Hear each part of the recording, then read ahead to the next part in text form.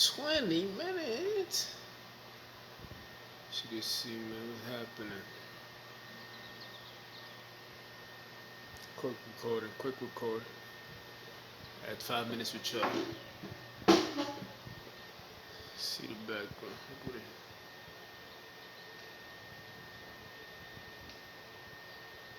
Anyway, um,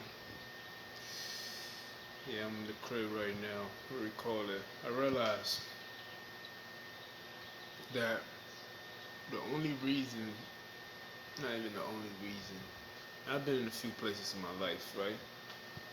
I've been in Africa for, I was in Africa for like 18 years. America for another 18 years, and I've been through different neighborhoods within two different continents. So when I was in Africa, I lived in a neighborhood where it was like my grandma and them, my grandma neighborhood and everything else. So it was a peaceful neighborhood and everything else. And I realized from each neighborhood that I've been to, the people reflect the culture in the neighborhood itself. So the difference, I'm breaking down to just two different things. You know what I mean? So you have a neighborhood where the people of the neighborhood reflects the culture. When I say culture, I'm talking about if that place is good or bad. We're just gonna break it down to good or bad. So if it's a neighborhood that feels, if you could tell by how the people act when you get into that neighborhood, you could tell the difference when you get into the neighborhood by the way the people carry themselves in the neighborhood, the body structure. You could tell by the weight of the individuals in the neighborhood. When I say weight, I'm talking like body weight,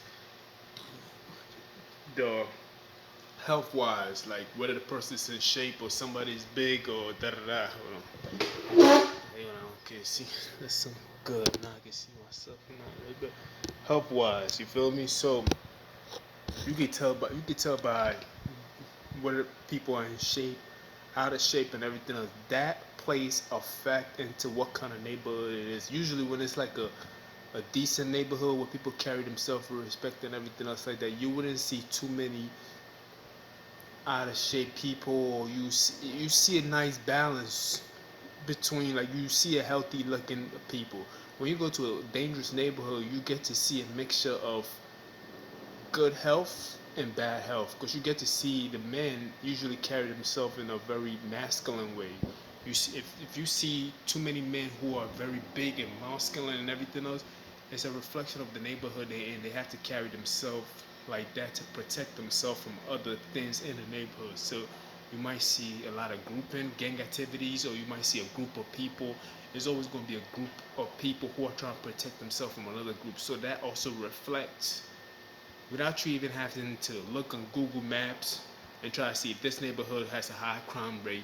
By just driving by and looking at it, you can tell what is going on within that neighborhood by the people in the neighborhood or by the people walking around the neighborhood itself. Of course, poverty is also something that is associated with poverty. Drugs is also associated with bad neighborhoods. Good neighborhoods, usually you will see something of clean. Of course, I already spoke about the weight and everything else. You can't really tell too much about the cars and everything else like that. There are nicer cars in poverty neighborhood and good neighborhood at times. It varies. You feel me? It goes back and forth. You can't really tell because some people be living in the projects to be having better cars than people who live in the suburbs. So you usually cannot tell by the clothing, but you can definitely tell by the weight. That definitely works out a lot by the homelessness sometimes. You can tell by the cleanliness of the neighborhood itself, the caring, how do they treat the neighborhood. Um, you can tell a lot about these things.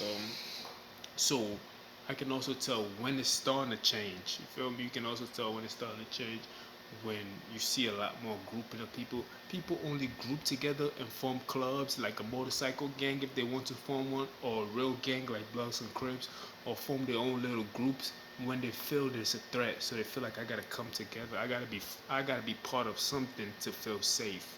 And I said that's why they always join groups like that. But when if it's a safe neighborhood, it's more like family orientated, and there is groups. It's a group. It's more like there's not that many groups, and if you go to gated communities and everything else, you don't see people grouping together to.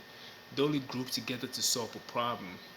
It could be unless a problem came into the neighborhood, then they'll realize let's group together. If they feel like the next neighborhood over is too dangerous, then they might form like a community group, like Joe Zimmerman, where he became a neighborhood watch. They might form something like a neighborhood watch where they feel like somebody else is coming into the neighborhood and creating destruction. So you could tell a lot just by looking at the neighborhood. This is for the people who travel. You feel me? You can just tell a lot by how people are moving in that neighborhood. You don't even have to go on Google. Just look at these things. Hold on. Try to look for poverty, of course. Try to see what the size of the women are. Try to look at the size of the man itself. If you see too many men who are like, big men and look intimidating or very masculine and everything else like that, this is just a way to intimidate somebody else without having to confront the person. So I have to be in intimidating positions so you don't have to approach me in that kind of manner and everything else. That's because it's a dangerous neighborhood. I cannot be too welcoming for you to take advantage of me.